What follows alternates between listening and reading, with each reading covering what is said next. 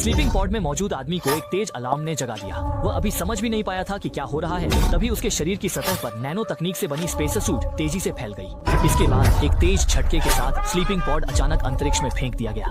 तभी रेजे ने देखा कि असल में स्पेसशिप पर उल्का पिंड टकरा गया था। चारों ओर ऐसे ही कई और स्लीपिंग पॉड्स को भी बाहर फेंका जाता देखा गया। वे तुरंत खुद ब खुद सबसे नजदीकी अनजान ग्रह की ओर खतरे से बचने के लिए उड़ने लगे, लेकिन उनमें से कई तेज उड़ान में बाहरी तापमान अधिक होने से फट गए। अच्छी बात यह रही कि रेजे का स्लीपिंग पॉड सुरक्षित वायुमंडल पार कर अंदर आ गया, लेकिन इस समय पॉड की संरचना अपनी सीमा पर पहुंच चुकी थी और उपकरणों के फेल हो जाने के कारण सुरक्षित लैंडिंग करना अगले विषय।